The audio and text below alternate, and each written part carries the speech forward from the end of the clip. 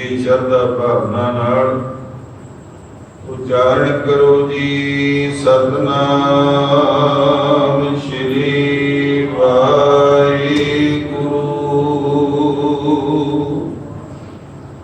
बिलावल शरीर सरोवर भीतरे, आछे कमल अनूप। परम जोत पुरखोत्तम, जाकै रेख ना रूप। रे मन हर भज भ्रम तज, जग जीवन राम रहाओ। ये पहलियां 3 पंक्तियां नूं आधार बना के आपां शब्द की विचार करांगे। अखरी अर्थ फेर करांगे। भगत जी वचन करते ने शरीर सरोवर भीतरे। कहते तेरा जिहड़ा ये शरीर है ना, तेरा की जो मर्जी सरगुण स्वरूप शरीर उस परिपूर्ण परमात्मा ने बनाया, इहदे अंदर उपमा तो परे कौल फुल वांगू वो परिपूर्ण परमात्मा ने खेड़ा बख्शिया। बस वो अंदर बैठा है तो खेड़ा है। कई बारी तुहाडे चरनां च बेनती करी दी है, जिन्ना खड़ा है किसी का भी उन्ना चिर है जिन्ना चिर प्राण अंदर है, प्राणनाथ अंदर बैठा है। ये खेड़ उपमा तो परे है। हिरदा कौल फुल खिड़िया होया, शरीर खिड़िया होया, अखां दी रोशनी बरकरार है, सब कुछ हरकत च है। क्योंकि शरीर रूपी सुंदर सरोवर विच वो परिपूर्ण परमात्मा जिहड़ा उपमा तो परे है, जोत रूप आप बैठा होया, निर्लेप होके बैठा होया। परम जोत पुरखोत्तमो, कहते वो जिहड़ा उत्तम पुरख है ना परमात्मा, वो परम जोत है, परम शक्ति है। जाके रेख ना रूप, ओदा कोई रेख भेख नहीं है ते ओदा कोई रूप नहीं है। बस ये तां असीं बनाए ने। परमात्मा दा कोई रेख भेख नहीं है, वो परे है, इन्हां चीज़ां तो उच्चा है। ते भगत जी कहंदे रे मन हर भज, हे मेरे मन वाहिगुरु जी का सिमरन कर। भरम तज, सिमरन करेगा तो तेरी भटकना छुट जूगी। भरम छड़ दे, भुलेखे छड़ दे। जग जीवन राम, कण कण विच रमिया होया वो वाहिगुरु जगत का जीवन है, जगत का सहारा है। रहाओ ये केंद्री पंक्ति है तीसरी वाली। हुण थोड़ा जिहा आपां विचार करिए कि किवें वो व्यापक है। जिहड़ा तस्वीर है ਉਹਨੂੰ ਮੁਸੱਵਰ ਬਣਾਉਂਦਾ ਹੈ, चित्रकार ਬਣਾਉਂਦਾ है। घड़े ਨੂੰ देख के चेता आ जाता है कि किसी घुमियार वीर की ਇਹਦੇ ਤੇ कला मेहनत लगी हुई। किसी सोहणे बुद्ध ਨੂੰ मूर्ति ਨੂੰ देख के संग तराश बुद्ध घाड़ा चेते आ जाता है। किसी भी किरत ਨੂੰ ਜਦੋਂ ਅਸੀਂ ਦੇਖਦੇ ਹਾਂ ਸਾਨੂੰ ਅਹਿਸਾਸ ਹੁੰਦਾ ਹੈ ਕਿ ਇਹਦਾ ਕਰਤਾ ਕੌਣ ਹੈ, ਇਹਨੂੰ ਬਣਾਉਣ ਵਾਲਾ ਕੌਣ ਹੈ। ਸਮੂਹ ਜਿਹੜਾ ਜਗਤ ਹੈ ਨਾ ਗੁਰਮੁਖ ਪਿਆਰਿਓ, ਇਹ ਵੀ ਉਹਦੀ ਕਿਰਤ ਹੈ, परमात्मा दी। ते परमात्मा महान करता, वड्डा रचनहार, सबनूं बनाउण वाला करता पुरख, ऐसा रचनहार जिहड़ा बना के आपदी रचना दे विच बैठा। आम तौर ते जिहड़े संसारिक तल ते करते ने, निर्माण करने वाले ने, उन्हां दीयां चीज़ां बनाईयां किते हुंदियां, आप किते हुंदे,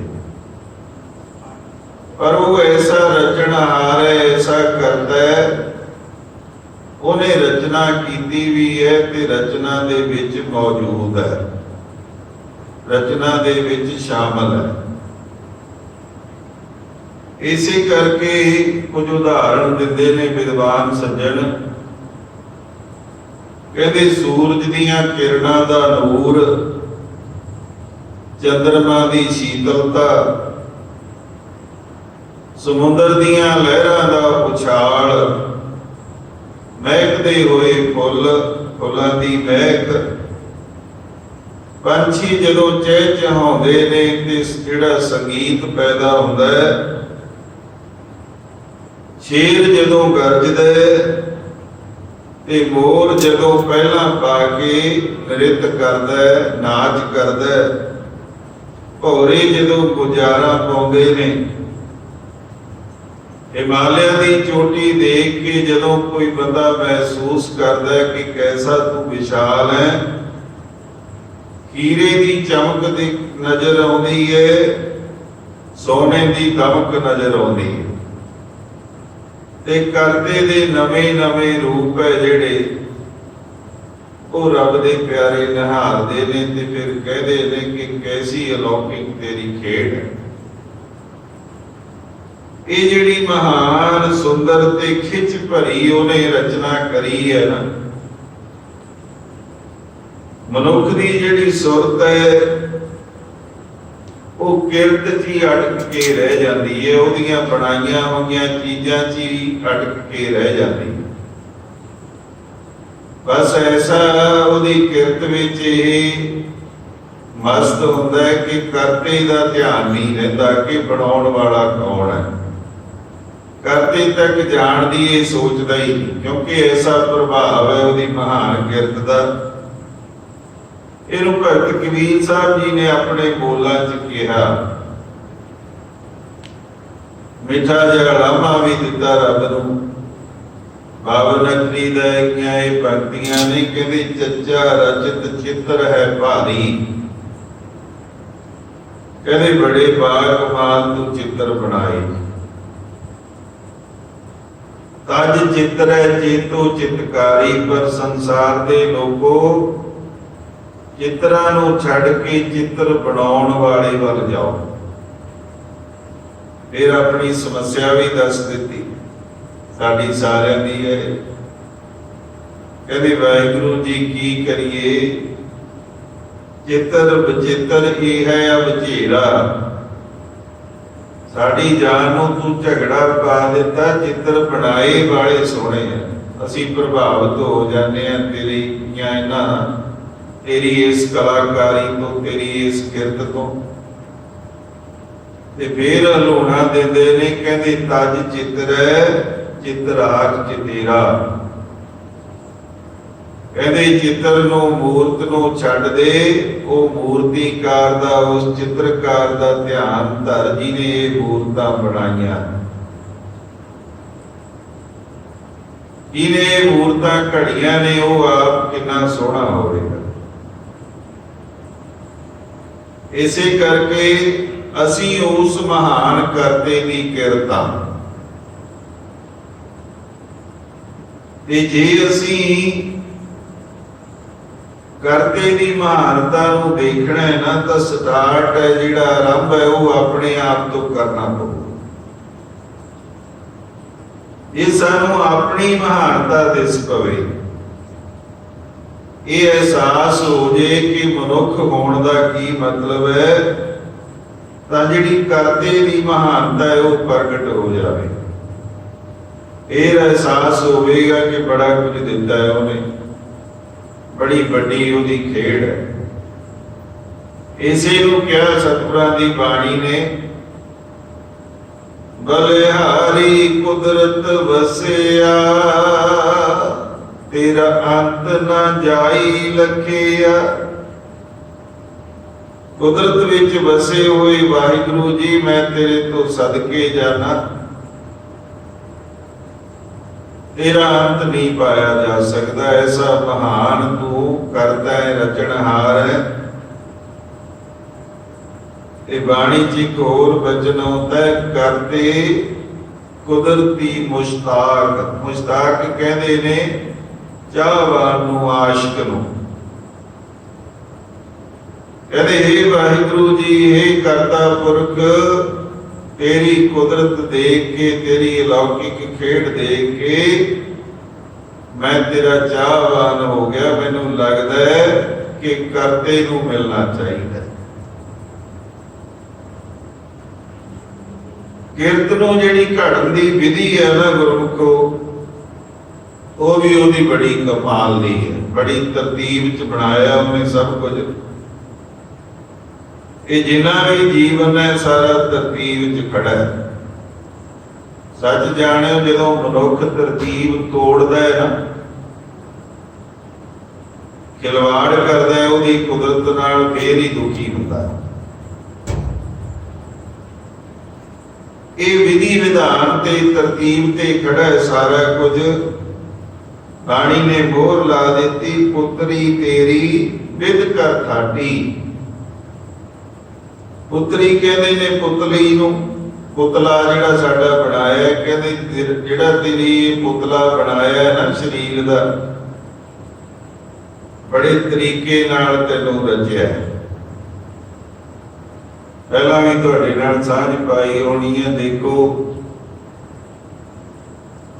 ਗੱਡੀਆਂ ਦੇ, ਮੋਟਰਸਾਈਕਲਾਂ ਦੇ, ਹਵਾਈ ਜਹਾਜ਼ਾਂ ਦੇ, ਸਭ ਦੇ ਮਾਡਲ ਬਦਲ ਜਾਂਦੇ। ਆਪਣੇ ਮਾਡਲ ਕਦੀ ਦੇਖੋ, ਪਰਮਾਤਮਾ ਨੇ ਜੈਸਾ ਬਣਾ ਦਿੱਤਾ ਉਹਨੂੰ ਬਦਲਣਾ ਹੀ ਨਹੀਂ ਪਿਆ। ਬਸ ਜਿੱਥੇ ਅੱਖਾਂ ਲਾਤੀਆਂ ਤੇ ਮਹਿਸੂਸ ਕਰਨ ਦੀ ਗੱਲ ਹੈ। ਅੱਖਾਂ ਸਭ ਤੋਂ ਨਾਜ਼ੁਕ ਹਿੱਸਾ ਹੈ ਸਾਡੇ ਸਰੀਰ ਦਾ, ਤੇ ਅੱਖਾਂ ਦੇ ਉਤਲੇ ਪਾਸੇ ਤੇ ਥੱਲੜੇ ਪਾਸੇ ਹੱਥ ਲਾ ਕੇ ਦੇਖ ਲਿਓ ਘਰ ਜਾ ਕੇ, ਬਹੁਤ ਸਖਤ ਹੱਡੀ ਹੈ। ਜੇ ਨਾ ਲਾਈ ਹੁੰਦੀ ਨਾ ਤਾਂ ਜੇ ਕਾਰਨਾਮੇ ਮਨੁੱਖ ਕਰਦਾ, ਅੱਧਿਆਂ ਦੀਆਂ ਫੁੱਟ ਜਾਣੀਆਂ। ਸਾਹਮਣੇ ਕੋਈ ਚੀਜ਼ ਵੀ ਵੱਜੇ ਤਾਂ ਹੱਡੀ ਤੇ ਵੱਜਦੀ ਹੈ, ਅੱਖ ਤੱਕ ਨਹੀਂ ਪਹੁੰਚਦੀ।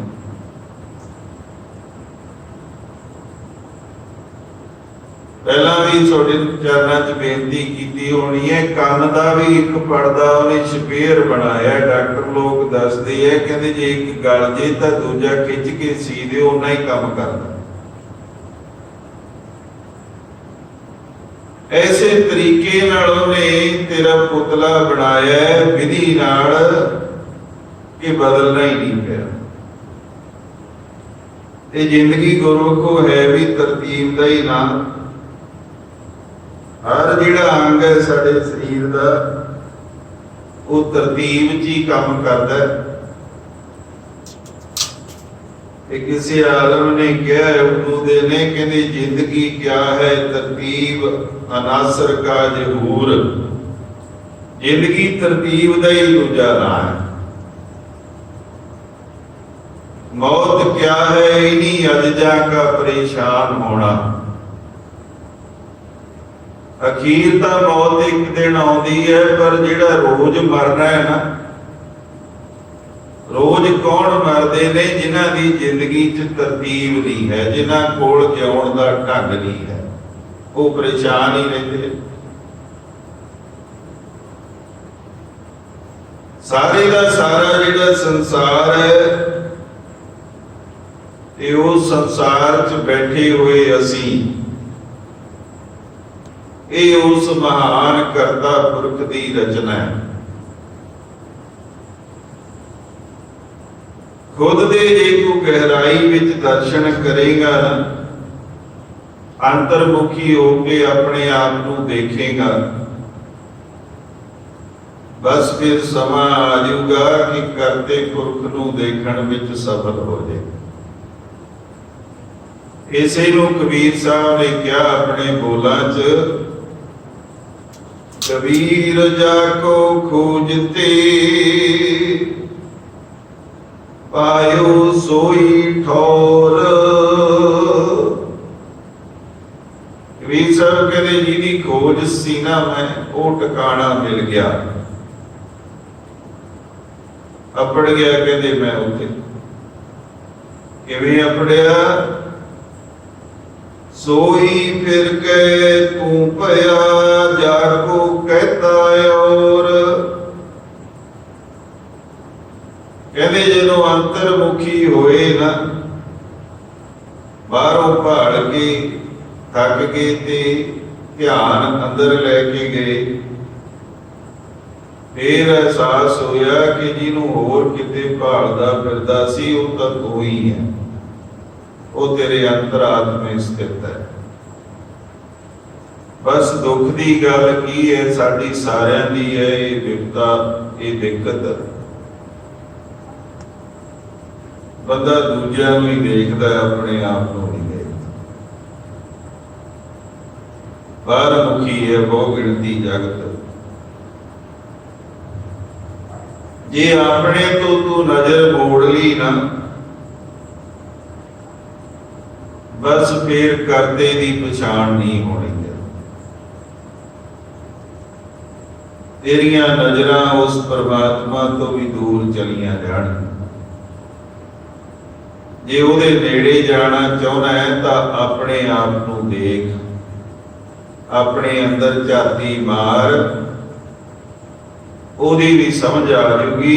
इसे में भगत जी ने इत्थे कहा, शरीर सरोवर भीतरे आछे कमल अदूप। ये शरीर दे अंदर ही सुंदर सरोवर है। यो निर्लेप वाहिगुरू कौल फुल वांगू परम जोत दे रूप विच खिड़िया होया। अगे वचन करते ने, आवत कछु न दिसई न दिसै जात। सच्चाई है, इथों तक विज्ञान नहीं पहुंची है। विज्ञान ने बहुत कुछ किया है, पर यह गल का नहीं पता लग्या कि माता के गर्भ च जदों बच्चा प्रवेश करता है, ਉਹਦਾ ਐਗਜ਼ੈਕਟ ਉਹਦਾ ਅਸਲੀ ਸਮਾਂ ਕੀ ਹੈ। ਤੇ ਮੌਤ ਦਾ ਅਸਲੀ ਸਮਾਂ ਵੀ ਨਹੀਂ ਡਾਕਟਰ ਲੋਕ ਜਾਂ ਮੈਡੀਕਲ ਸਾਇੰਸ ਦੱਸ ਸਕਦੇ, ਅੰਦਾਜ਼ਾ ਜ਼ਰੂਰ ਲਾ ਦਿੰਦੇ, ਪਰ ਇਹ ਨਹੀਂ ਦੱਸਿਆ ਜਾ ਸਕਦਾ ਕਿ ਆਹ ਫਿਕਸ ਸਮਾਂ ਹੋਊਗਾ, ਇਸ ਸਮੇਂ ਮੌਤ ਹੋਊ। परमात्मा की जिहड़ी जोत है ना, वो आउंदियां भी नजर नहीं आउंदी, ना दिसै जात ना जाती दिखदी। जोत जो हुई कोई आकार नहीं है। वो जय उपजै बिन सै तई, जैसे पुरबन पात। जिथों पैदा होता है सब कुछ, इथों पैदा होता है सब कुछ, उस परिपूर्ण परमात्मा तो ही आता है। ये माया भी उसी का ही पसारा है। माधवी कहा जाता है माया का पति।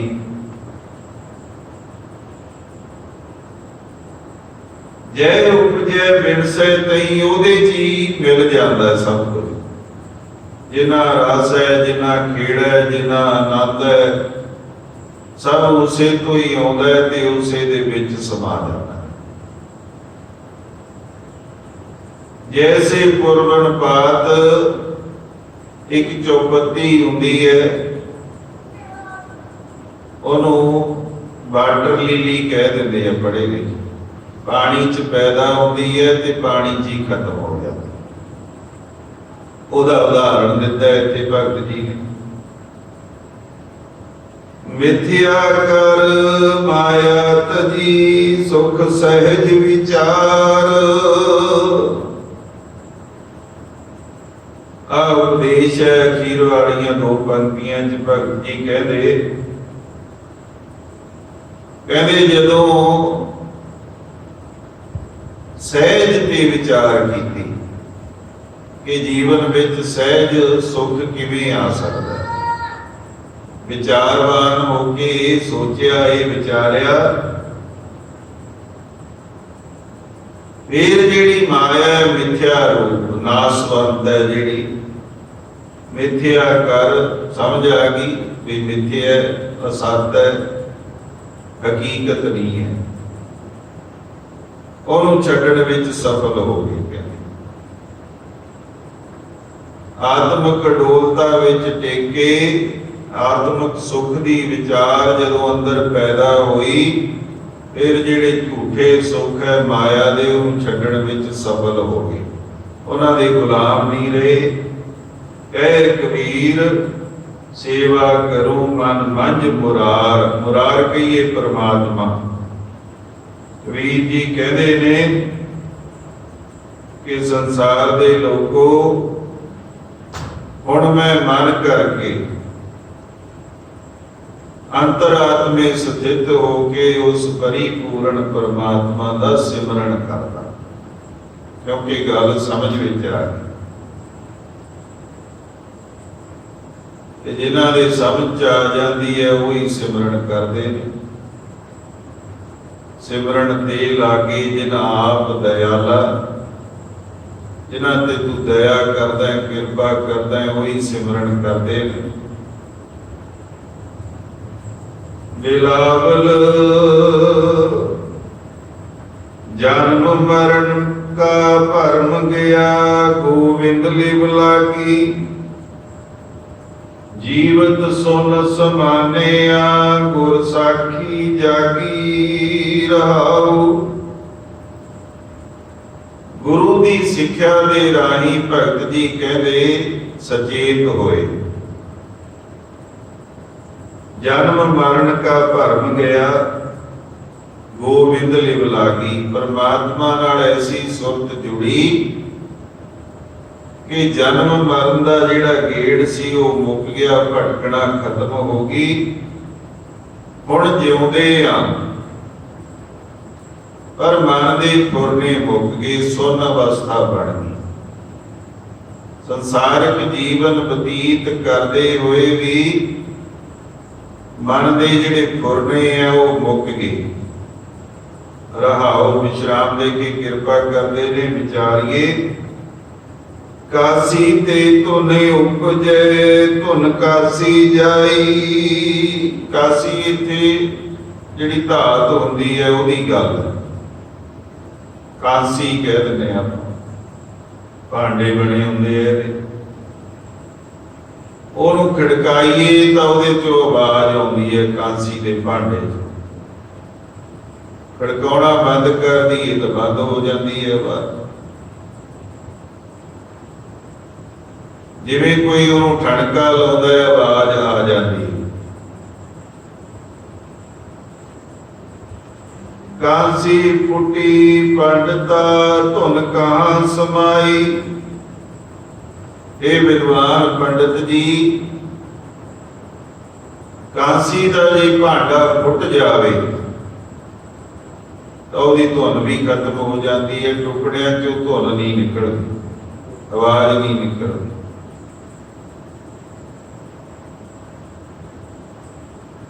ਅੰਤਰੀਮ ਭਾਵ ਇਹਦਾ ਇਹ ਹੈ ਕਿ ਇਹਦੇ ਚ ਜਿਹੜੇ ਮਾਇਆ ਦੀ ਸੁਰ ਛਿੜੀ ਸੀ ਇਸ ਸਰੀਰ ਚ,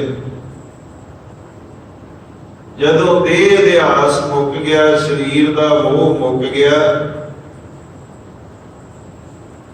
ਆਪਣੇ ਆਪ ਨੂੰ ਉਸ ਪਰਿਪੂਰਨ ਪਰਮਾਤਮਾ ਦੇ ਹਵਾਲੇ ਕਰ ਦਿੱਤਾ। ਇਹ ਕਹਿੰਦੇ ਜਿਹੜੀਆਂ ਆਸ਼ਾ ਤ੍ਰਿਸ਼ਨਾ ਦੀਆਂ ਸੁਰਾਂ ਛਿੜਦੀਆਂ ਸੀ, ਜਿਹੜੀਆਂ ਠੋਕਰਾਂ ਵੱਜਦੀਆਂ ਸੀ ਇਸ ਭਾਂਡੇ ਨੂੰ, ਵਿਕਾਰਾਂ ਦੀਆਂ ਉਹ ਵੱਜਣੀਆਂ ਬੰਦ ਹੋ ਗਈਆਂ ਤੇ ਇਸ ਕਰਕੇ ਪਰਮਾਤਮਾ ਵਿੱਚ ਇੱਕ ਮਿਕ ਹੋ ਗਿਆ। ਉਹ ਰਾਗ ਖਤਮ ਹੋ ਗਿਆ, ਉਹ ਆਵਾਜ਼ਾਂ ਖਤਮ ਹੋ ਗਈਆਂ, ਹੁਣ ਧੁਨ ਉਹਦੇ ਵਿੱਚ ਲੀਨ ਹੋ ਗਈ। ਅਖੀਰ ਵਾਲੀਆਂ ਪੰਕਤੀਆਂ, ਤਿਰਕੁਟੀ ਸੰਧ ਮੈਂ ਪੀਖਿਆ, ਘਟ ਹੂੰ ਘਟ ਜਾਗੀ। ਤਿਰਕੁਟੀ ਮੱਥੇ 'ਚ ਜਿਹੜੀ ਤਿਉੜੀ ਪੈ ਜਾਂਦੀ ਹੈ, ਖਿਜ ਕਹਿ ਲਓ, ਕਹਿੰਦੇ ਉਹਨੂੰ ਹੁਣ ਦਿਨ ਲਿਆ। ਦਿਮਾਗੀ ਤਲ ਤੇ ਜਿਹੜੀ ਖਿਜ ਸੀ ਉਹ ਖਤਮ ਹੋ ਗਈ। ਮੈਂ ਵੇਖਿਆ ਘਟ ਹੂੰ ਘਟ ਜਾਗੀ। ਮੈਂ ਦੇਖ ਲਿਆ ਉਸ ਪਰਿਪੂਰਨ ਪਰਮਾਤਮਾ ਨੂੰ ਕਿ ਹਰੇਕ ਸਰੀਰ ਵਿੱਚ ਉਹਦੀ ਜੋਤ ਜਾਗਰਤ ਅਵਸਥਾ ਵਿੱਚ ਹੈ। ਐਸੀ ਬੁੱਧ ਸਮਾਚਰੀ ਘਟ ਮਾਹੀ ਤਿਆਗੀ। ਐਸਾ ਸਜਾਤੀ ਮੇਲ ਹੋਇਆ, ਐਸੀ ਮੱਤ ਉਹਨੇ ਬਖਸ਼ਿਸ਼ ਕੀਤੀ, ਘਟ ਮਾਹੀ ਤਿਆਗੀ। ਇਸ ਸਰੀਰ ਵਿੱਚ ਰਹਿੰਦੇ ਹੋਏ ਬੈਰਾਗੀ ਬਣ ਗਏ, ਬੈਰਾਗ ਦੀ ਅਵਸਥਾ ਬਣ ਗਈ। ਆਪ ਆਪ ਤੇ ਜਾਣਿਆ ਤੇਜ ਤੇਜ ਸਮਾਨਾ। ਧਿਆਨ ਕਰੋ, ਜਿੱਥੋਂ ਆਪਾਂ ਵਿਚਾਰ ਸ਼ੁਰੂ ਕੀਤੀ ਸੀ, ਜੇ ਆਪਣੇ ਆਪ ਨੂੰ ਨਾ ਜਾਣਿਆ ਤਾਂ ਪਰਮਾਤਮਾ ਨੂੰ ਨਹੀਂ ਜਾਣਿਆ ਨਹੀਂ ਜਾਣ ਸਕਦਾ। ਕਹਿੰਦੇ ਆਪ ਆਪ ਤੇ ਜਾਣਿਆ। ਇਹ ਵਾਹਿਗੁਰੂ ਜੀ ਤੇਰੀ ਕਿਰਪਾ ਨਾਲ ਆਪਣੇ ਆਪ ਨੂੰ ਜਾਣਿਆ। ਤੇਜ ਤੇਜ ਸਮਾਨਾ, ਜਿਹੜੀ ਤੂੰ ਤਪ ਤੇਜ ਬਖਸ਼ਿਸ਼ ਕੀਤਾ ਹੈ, ਜਿਹੜੀ ਤੂੰ ਜੀਵਨ ਊਰਜਾ ਦਿੱਤੀ ਹੈ, ਜਿਹੜੀ ਤੂੰ ਜੋਤ ਬਖਸ਼ਿਸ਼ ਕੀਤੀ ਹੈ, ਫਿਰ ਤੇਰੀ ਪਰਮ ਜੋਤ ਵਿੱਚ ਉਹ ਸਮਾ ਗਈ। ਕਹੋ ਕਬੀਰ ਅਬ ਜਾਣਿਆ ਗੋਬਿੰਦ ਮਨ ਮਾਨਾ। ਕਬੀਰ ਜੀ ਬਚਨ ਕਰਦੇ ਨੇ, ਹੁਣ ਜਾਣ ਲਿਆ ਉਸ ਪਰਮਾਤਮਾ ਨੂੰ। ਤੇ ਜਦੋਂ ਜਾਣ ਲਿਆ ਤੇ ਮਨ ਮੰਨ ਗਿਆ।